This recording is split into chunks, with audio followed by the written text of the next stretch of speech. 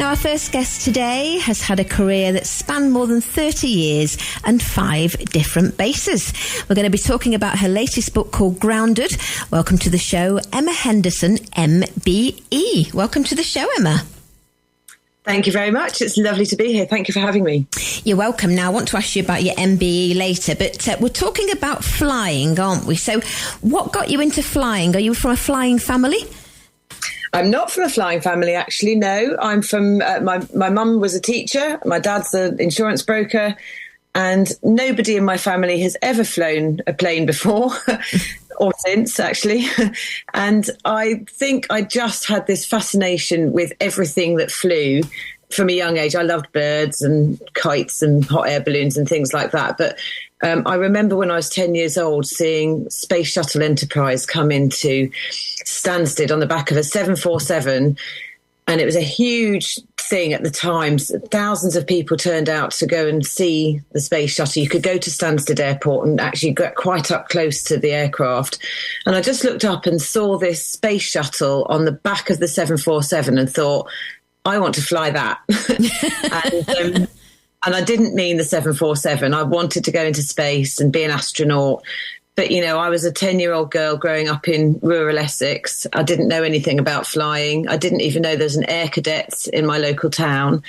And I didn't think I could do it because, you know, I was a girl and I wasn't American. I thought you'd have to be American to be an astronaut. So I kind of, I still had the fascination growing as I grew up. You know, I read everything I could that had flying related references in it, and begged my parents. I must have pestered them because when I was 18, they bought me a flying lesson. Oh. And I landed from that lesson at Earl's Colne Airfield in Essex. And I said to my dad, this is it. I want to learn to fly. And he said, well, darling, you'll have to save up the money for the lessons because I can't afford to pay for it. And did you do that then? Is that how you got into it? Because it was the RAF first, wasn't it? It was the RAF first. So, yeah, no, I didn't. That's not the end of the story, really, because, you know, it was expensive to learn to fly even then. It still is. And I then decided I was going to go off to university. If I couldn't be a pilot, I thought I'd go and be a lawyer. And I wanted to be a corporate lawyer with a big fancy office in London. And so I went to university to do a history degree with a view to then doing a law conversion. And I did that at Leeds.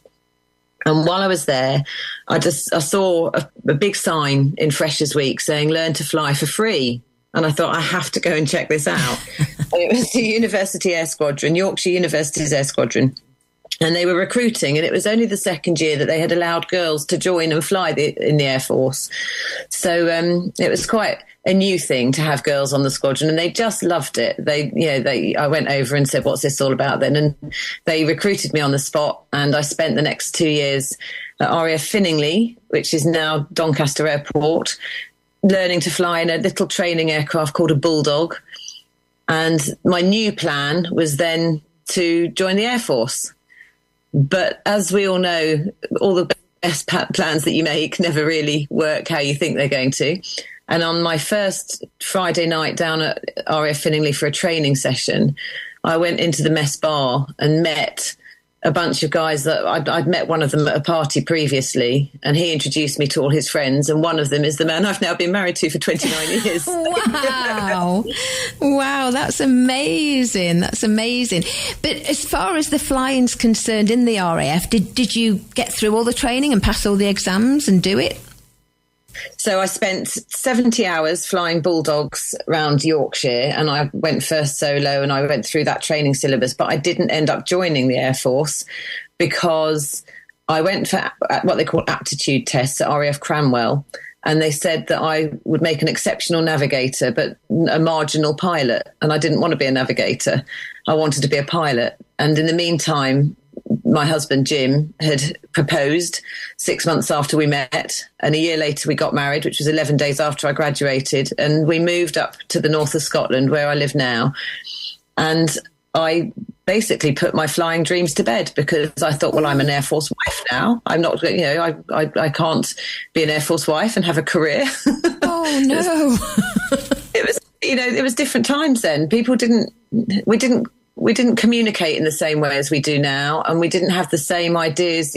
People were just starting to sort of open up their minds to the fact that you can do anything that you want to do. And, I was very unusual because I got married at 22. All my friends went off and had careers. I got married and moved into this new Air Force world, had 3 babies, built a house, and then we moved to New Zealand a year after we moved into the house. And that was my change. That's what changed my life, really, because it was in New Zealand that I had turned up as a very overweight, having had 3 babies in 3 years, smoking, non-exercising, very unfit person.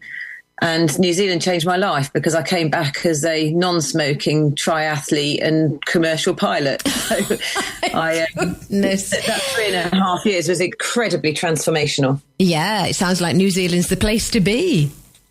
Well, it was a very different environment. It was like home from home in some ways because we'd moved from the north of Scotland to New Zealand, and even the landscape is similar. And they drive on the left, they speak English. It felt like a very homely, welcoming place. Everybody was really friendly, but everybody ran or swam or had competed for New Zealand in some sport or other. That everyone that we met, and it was really interesting because when I first started training for a triathlon, my friends at home said to me, "What on earth do you want to do that for?" My friends in New Zealand said, "What time does the swim start? We'll come and cheer you on." It was just a completely different way of thinking about things. Yeah, the only difference, I guess, between Scotland and New Zealand is the weather. Well, you'd think, wouldn't you? But actually where we live, in this particular part of Scotland, we have our own little microclimate. We call it the Murray Riviera.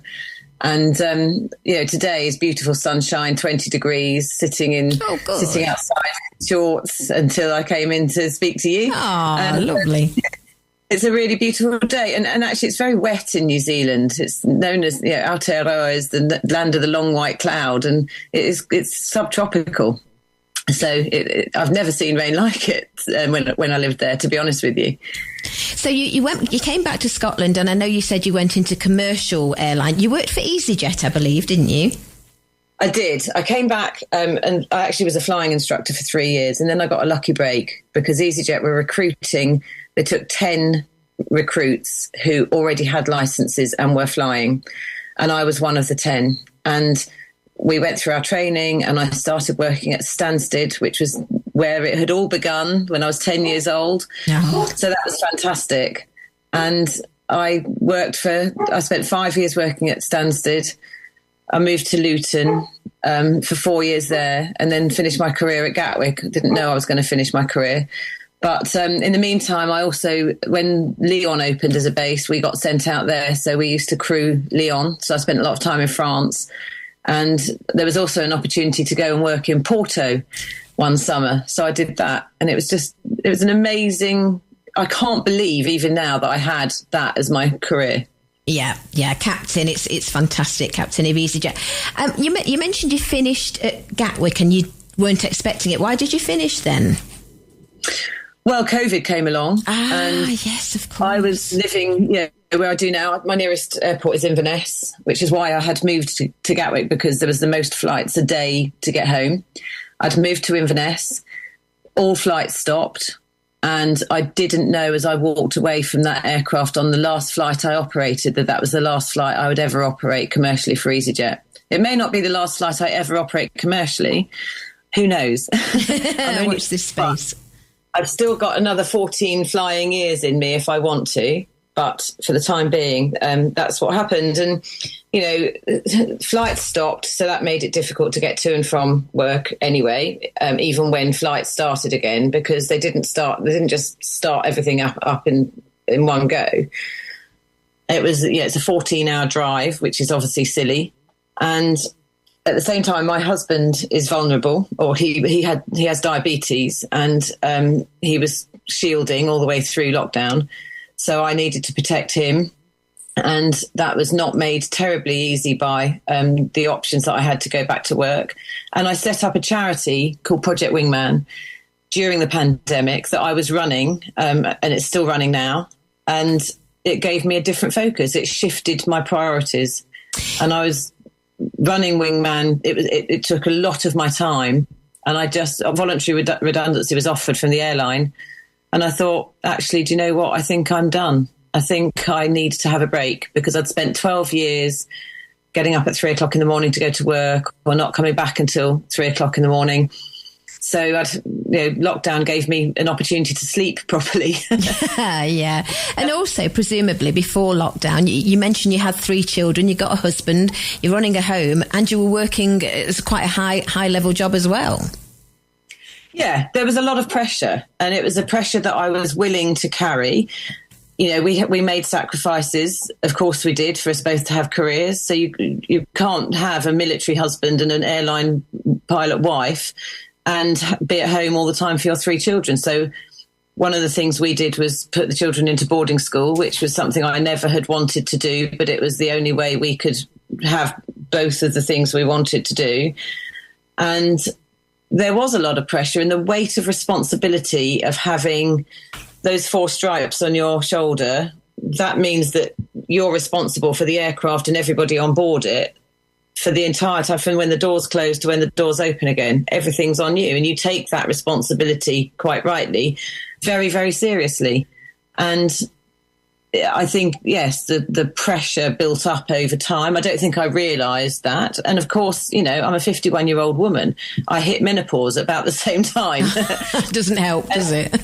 It doesn't help. And it's something that, it's been talked about a lot more recently, but it's something that should be just talked about all the time, because it's going to happen to every woman that you know, or most women that you know will go through it. And I was very lucky to have friends who just said, try HRT, it's nothing to worry about. And that changed my life. But, if I'd have started that a year or 2 earlier, I may have made a different decision about leaving my job. Yeah. But by the time I took the decision to go, we'd been through the beginning of this major pandemic that had changed the world. I'd set up a charity that had changed my world, because 6,500 people across the country signed up to support our charity. And we had lounges all over, 104 lounges all over the UK that were looking after NHS frontline staff. And it changed my perspective on what I wanted from life.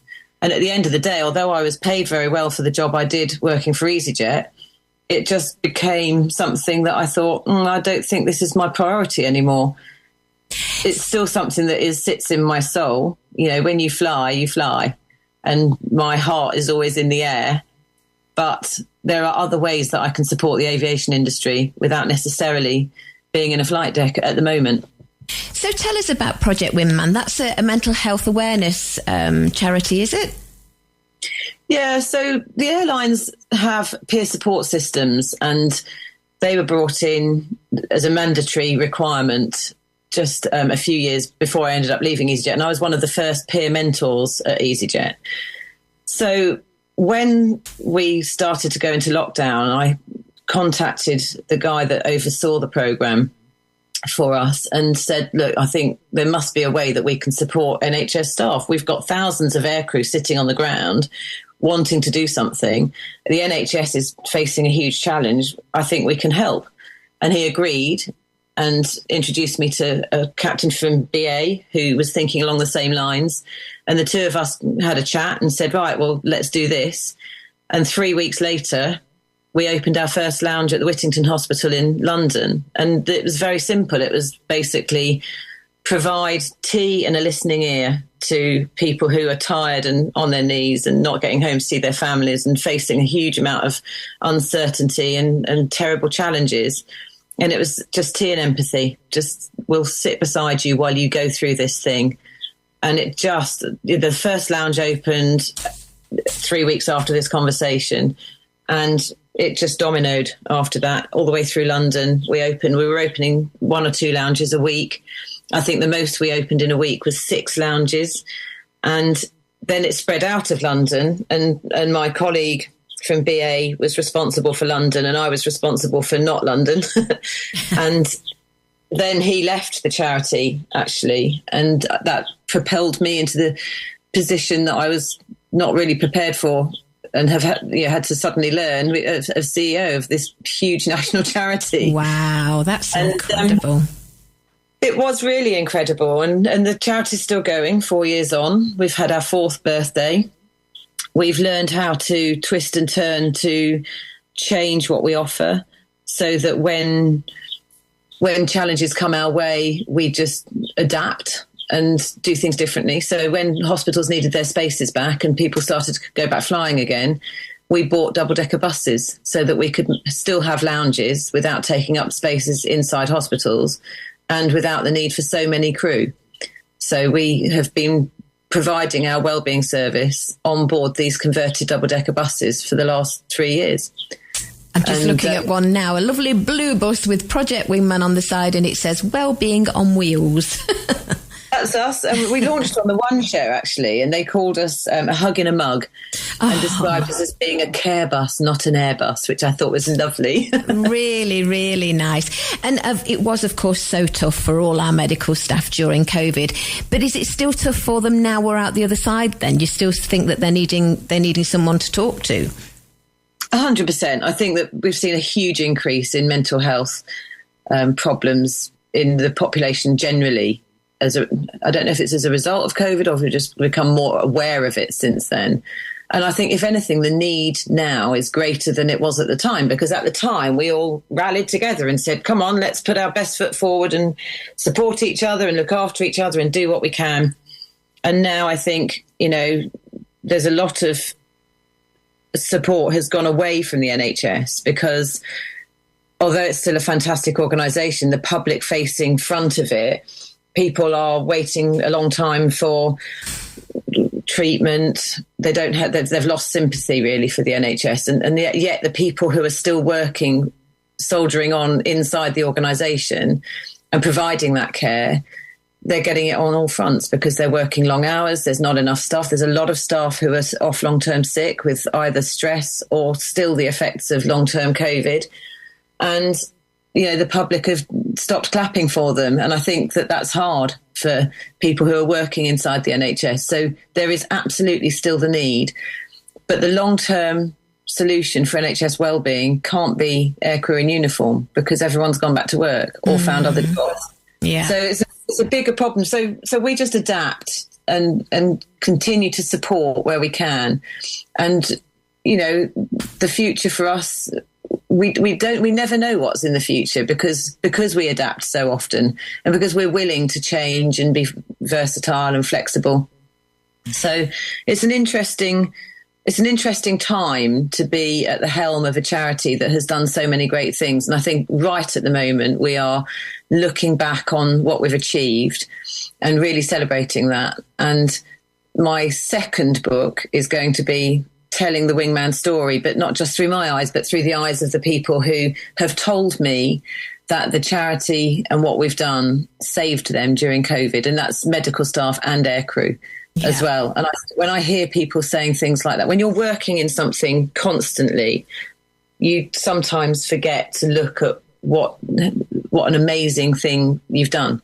Yeah. And I think it's really important that we celebrate what happened over the last 4 years and celebrate the commitment that has been shown by people that got out of bed every day, put their uniforms on to go and do something they didn't have to do for people they didn't know. I think that's heroic. Yes, I agree. And you've obviously personally been recognised with an MBE, and that is for your services to charity, I assume. That is, absolutely. And that was an incredible surprise. I had an email one day during a meeting, and it was from Downing Street, and I thought I was in trouble. And then I read the email, and I had to close it down and finish the meeting because I thought I can't keep a straight face. I can't not say anything about this. And it's very clear that it says you mustn't tell anybody until you're not allowed to tell anyone until the 30th of December. And I thought, how am I going to keep my mouth shut for that long? And did you manage to? Well, I told my husband because I don't think there's anything that I should keep from him. That's not how we work. But no, I didn't tell anyone else. I didn't even tell my parents. So it was quite a big surprise to everyone when I did let them know. And actually, some of my family found out on the news because I was on the 10 o'clock news that night. I think they announced it on the 30th at 10 o'clock. And then the list is published on the 31st. And then obviously it's for New Year's Day. And my brother-in-law phoned up at 10 and said, "Were you going to tell us?" And I said, "Well, yeah, I was just getting around to it." He said, "Do you know your headline news on BBC?" And I said, "No, I didn't." And Lewis Hamilton, I think, had got an award as well. But the headline was something like "Airline Pilot Lands MBE." Oh, fantastic. So, fantastic. It was amazing. And that's really what launched my career as a speaker now. All the interviews and podcasts and things like that I did. And the more I talked about what I'd done, the more people said, "Oh, that story's really interesting. We'd really like to know more." So that's what led to the career I have now as a professional speaker. But it's also what encouraged me to write the book, because it just gave me an outlet really I just put everything down and thought, it may never turn into a book, but I'm just going to write down some of my stories, how I got into flying, some things that happened along the way, because during my career, I'm very lucky to be here. I nearly died, not in an air crash, but because I was ill. And I was very lucky to survive that. And then after that, I rushed back into trying to do things too quickly. And I failed my first attempt at becoming a captain. Oh, no. And in an industry that is full of men, there's only 5% of the world's pilots are women. Only 3% of commercial pilots are women. And there are fewer than 500 female airline captains in the world. So there's not very many of us.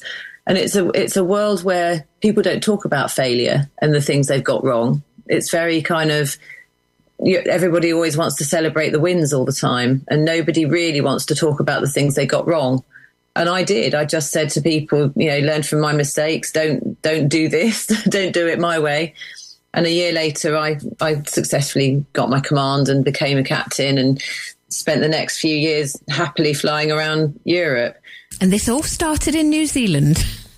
Well, it all started on the runway at Stansted, really, when I picked up that space shuttle. Yeah. I've never been in space, and neither has that air shuttle, because There's it was still time.